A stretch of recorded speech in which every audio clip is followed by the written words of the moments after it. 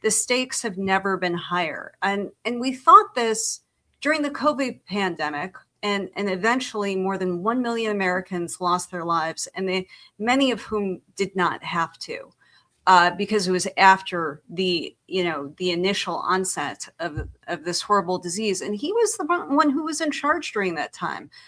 We got a glimpse about how little he valued human life now, but now that he has become utterly obsessed with invading other countries and showing his dominance in that way, you cannot turn away from the fact of how serious this is, not just for Iran, not just for the Middle East, but for the entire world. And what really frightens me is when I read reporting like I did this morning in Politico, and apparently Trump is the most bloodthirsty voice in the room. And he has the ultimate power, right? I mean, we know that certainly you can't count on Pete Hegseth or Marco Rubio to rein him in. But the fact that it's the president who is looking for this, annihilation option should really scare us all. And it's an utter failure. You are absolutely correct, by Congress, by his cabinet, not to step in at this point. Before the deadline tonight, they should do it. Look, he is both unprepared and unable to learn. And let's just use the example of our country. He sends ICE into our cities, mine and Minneapolis, right, with a target list, but also with, we're going to terrorize the population.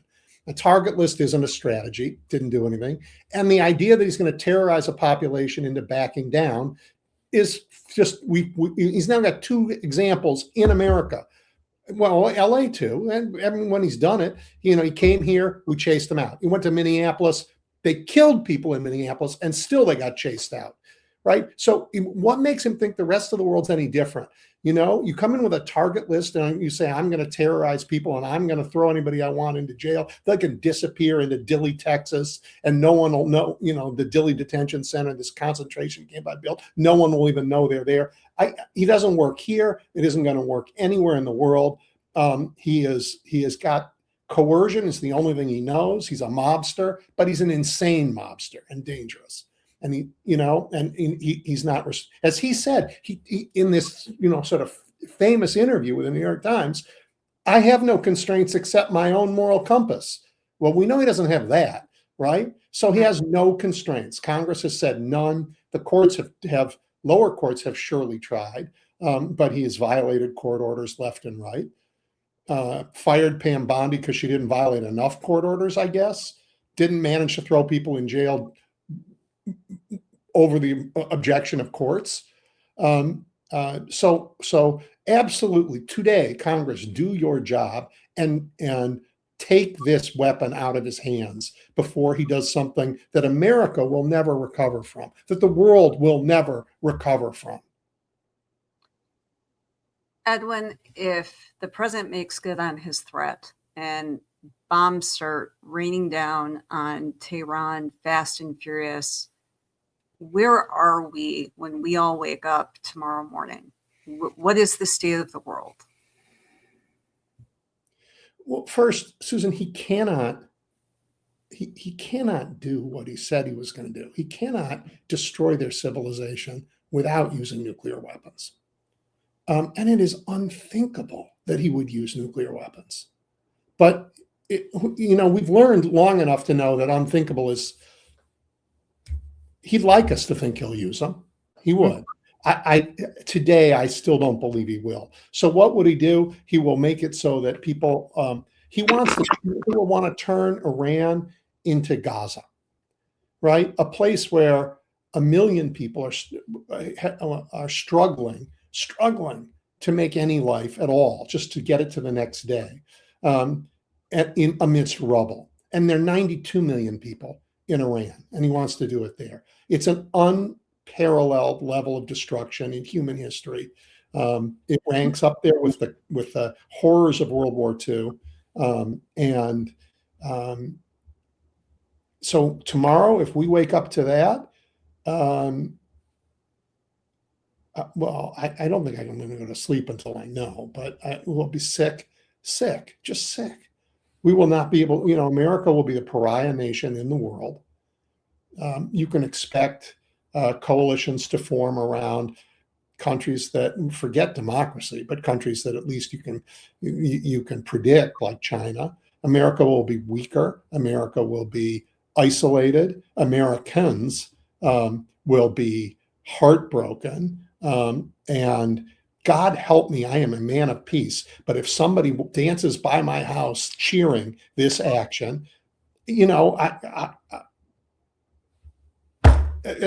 bets are off. I mean, this is a terrible, terrible thing that no decent nation should ever utter out loud, let alone contemplate, let alone tee up the plans so that they are ready, so that all you have standing between us and permanent, permanent disaster is the whims of this madman. Mm-hmm.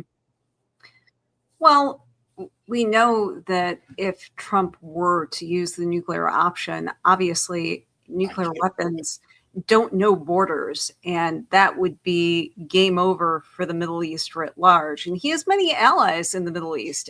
MBS is one of his great friends. Certainly, that's not a scenario that some of his allies in the region would want. Whether or not he would listen to them at this point is, of course, I don't know, Susan. I don't know what his allies want. The Sunni Shia conflict is the one that's characterized that region for decades and decades and decades. And, originally, way back when, Iran sought to create these militias, not so much to harass Israel, although that's what everybody thinks, but because there were Shia minority populations in these countries that were being marginalized by the Sunni majorities, and then they fought back in ways that the rest of us call terrorism, and with good reason, and that just exacerbated this problem. But so would MBS, who leads the biggest Sunni kingdom, be happy if the Shia power in the world were massively diminished? Well, I don't think he'd say it out loud in quite that way. But it's hard to know what he's telling Trump in private. No, clearly he wants a decapitated Iran, a weakened Iran. That's been his agenda, and as well as other allies in the Middle East, like at the UAE. But nuclear war, there's a reason why you call it mutually assured destruction. I mean, certainly that would have enormous implications in countries in the region with, the fallout spreading and with the infrastructure of Iran being decimated. That, I can't believe we'll go there. I just can't believe it. I know. Which means that when honestly, before Easter, I really wouldn't have had this discussion with you, because as much of a madman as Trump is, there were the ideas that we're still dealing with conventional war. But I mean, Donald Trump is clearly amping up this threat, and we know that there don't seem to be any constraints on him in this administration. Pete Hegseth and Dan Kane, the Army Chief of Staff, were meant to have a press conference, and they canceled it. And I have been wondering, why did they cancel it? And maybe there is serious dissension between the military side and the civilian side in the defense, in the Department of Defense. Remember that, Donald. That's what it legally is, not war.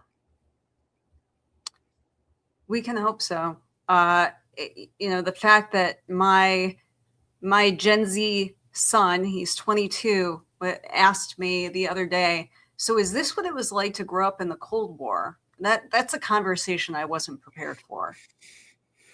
Yeah, no, it isn't really. It's not. Yeah. I mean, there are aspects of it, but that Cold War isn't the one that's going on in the Middle East. That may be more US-China talk in some ways. But no, I just think it was the first time that he has really had to seriously contemplate a nuclear war.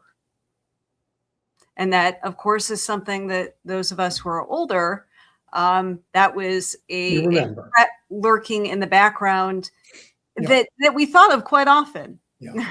Well, for years and years, the number of people who have been killed in conflicts have gone down on the planet.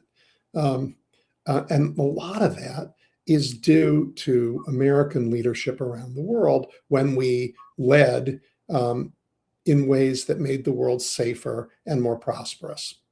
Then Donald Trump has a winner take all. Like, we're going to take everything. We're going to take their oil. We're going to take the oil from Venezuela. We're going to take oil from the Middle East. We are going to take off the table anything that isn't oil because we have comparatively more oil than, and China's doing better in renewables. So we're going to try and take that off the table. Just sort of shocking stuff that has led to a much more violent world, right?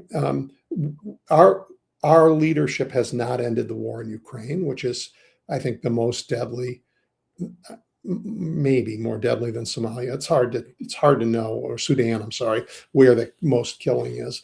But and now we are promising to rain death and destruction on a country that really, was a strategic threat to Israel, zero threat to the United States, really. A country where we had a nuclear pact with them signed by President Obama that, by all accounts was working, that he tore up in his first administration, thus creating, this is a Trump-made problem. As is the problem in the Straits of Hormuz, which was open to shipping the day before Trump decided to launch this war. Right. And what a fool. What a terrible is fool. not $4 a gallon here either. Right. So other than the stain of this war and the moral turpitude of the people who are talking the way they're talking, and God help us if they actually carry it out. The wisdom of this war for America, for us being better off, well, there isn't any. I mean, we're not better off.